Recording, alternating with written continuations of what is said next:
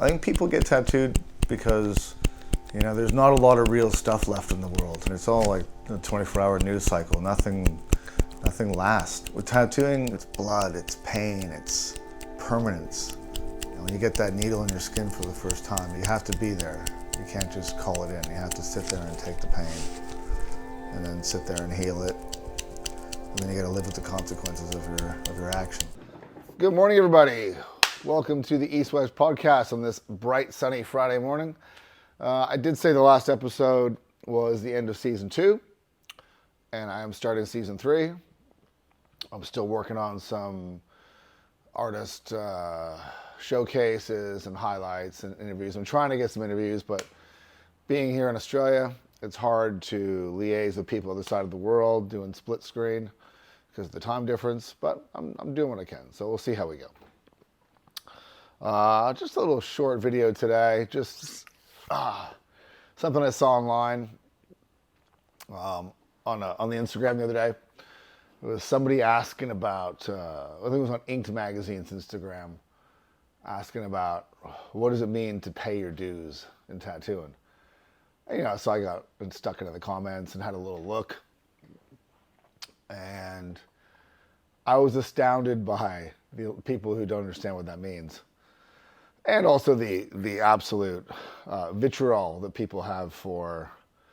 some people have for tradition and paying your dues, right? Like, earning your place in the world. And I there's paying your dues as a tattoo artist. I don't know there's so much paying your dues as a tattoo client. I think there's, doing things the right way, right? I mean, right way, and I say right way, I mean like the traditional way, the way that things have been done for a while.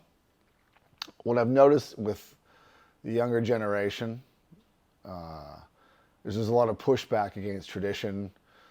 There's a lot of pushback against the norms. There's a lot of slander being thrown around, gatekeeping and fucking do what you want and get tattooed how you want, where you want, who fucking cares, blast it on your neck, blast it on your hands.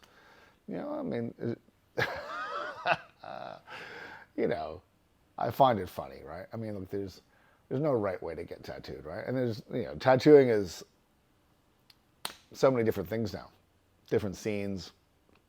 You got American traditional, Japanese, black and gray, fine line, the dot work stuff, the black work stuff, the brutality stuff. There's just so much stuff, right? And, and I personally, don't care about anything other than really Japanese stuff.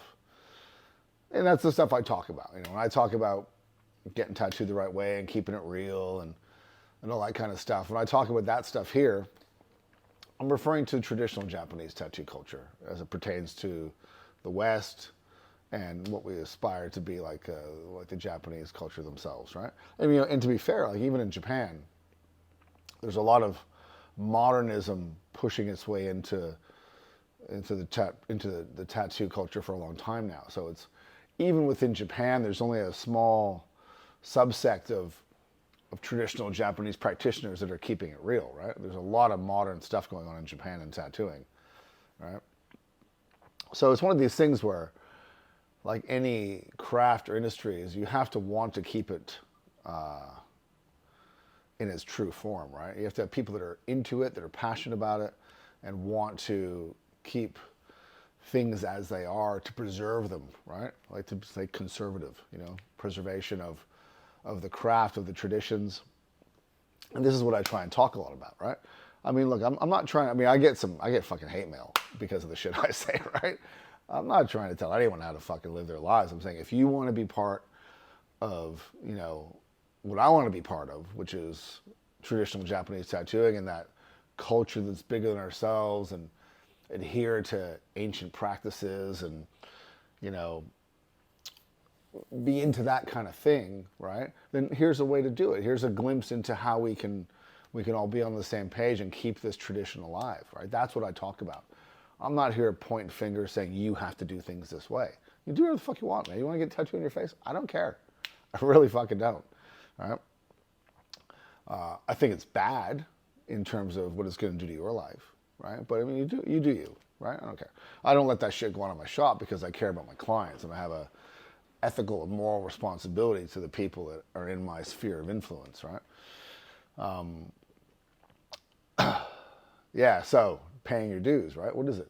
I mean, people talked about, you know, you should get your back tattooed first, you should get your sleeves first. Like, the young generation, you know, in the last sort of 20 years has really moved towards getting the hands and necks and real visible tattoos tattooed first, you know, because it's out there and people see it and it gives you that social clout or whatever.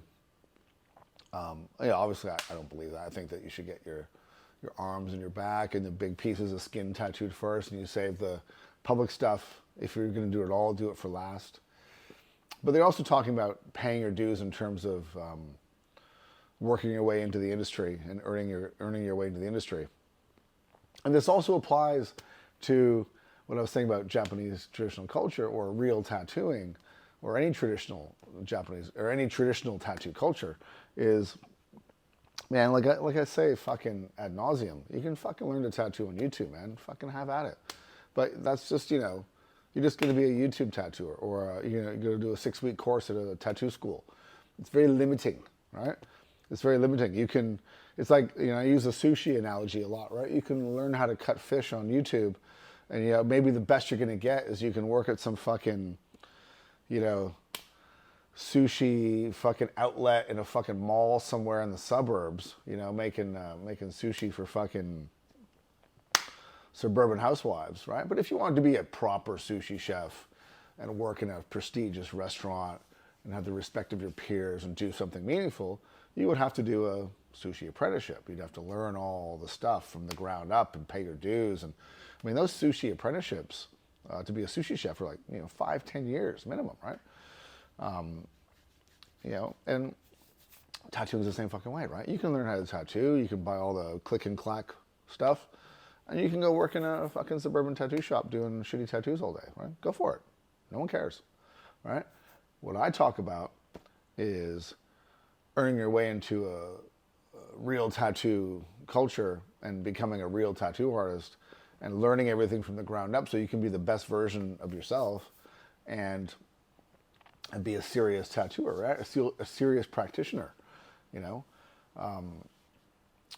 And, you know, people are saying in these comments about paying your dues, like, oh, it's just an excuse for old guys to treat apprentices like shit because they were treated like shit, and to abuse people and to gatekeep and toxic masculinity. And as soon as I see words like toxic masculinity and gatekeep and people having pronouns in their fucking bio, I disregard all those opinions, right? You clearly don't know what the fuck you're talking about.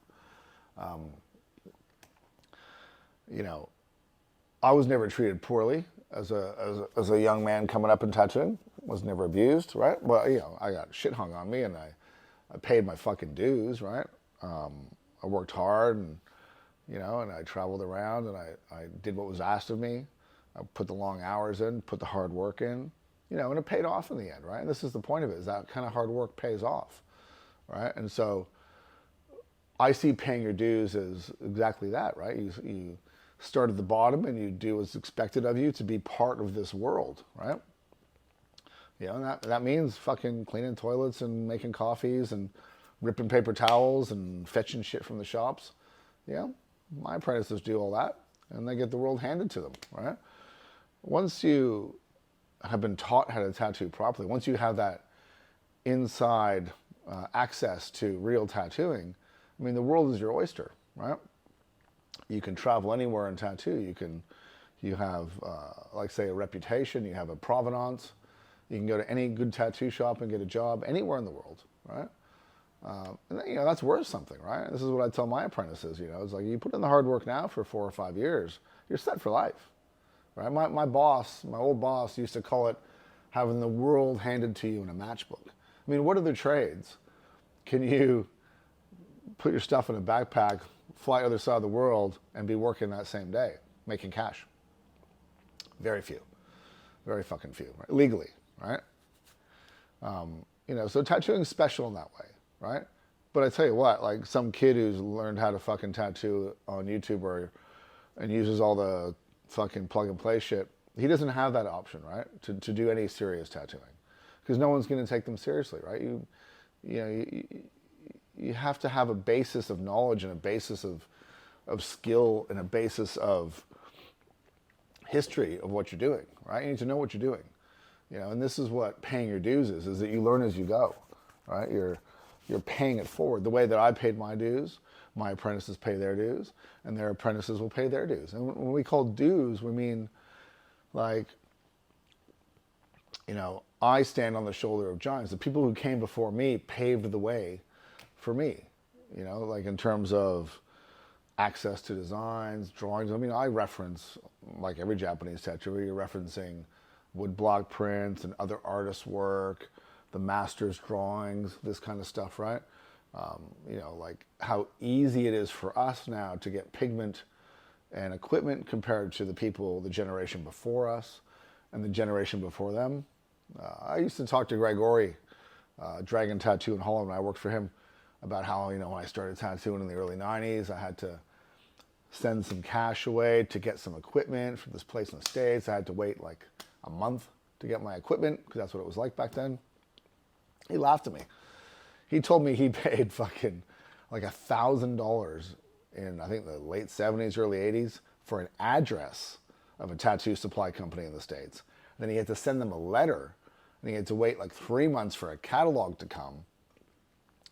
And then, and only then, could he order from the catalog, and then he had to wait months and months for the stuff to show up, right? So things have progressively gotten easier for us as tattoo artists, but paying your dues is still important. You have to earn your way in. And there used to be, like I've talked in the past, there used to be,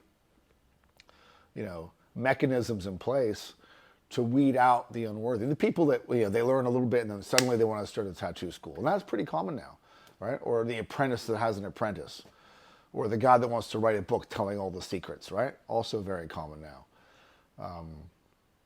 Tattooing is cool. Well, it used to be cool, right? It's still cool in some circles because it was secretive. It was mysterious. Not everyone fucking knew. You couldn't just Google answers. You couldn't just pick up a book and see all the shit, right? That's what made tattooing special. And that's what makes Tabori special, right? Is that Tabori hasn't been exploited yet.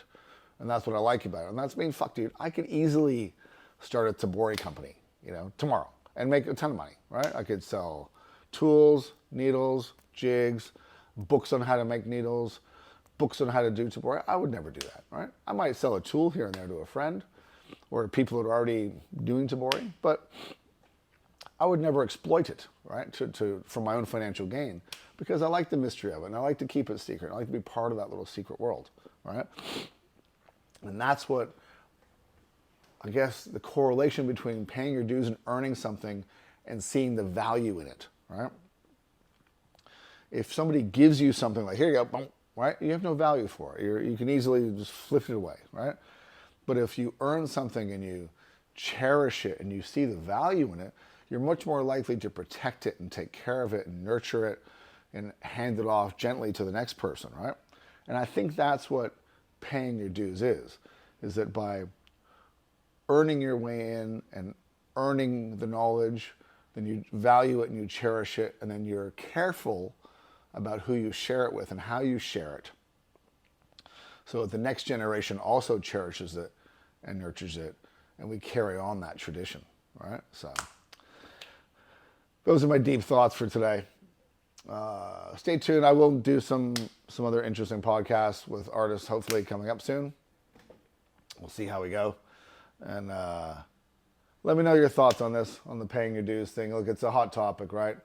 There's this whole contingent of people that fucking hate the old timers and hate tradition and hate the system and hate everything about what tattooing was, right?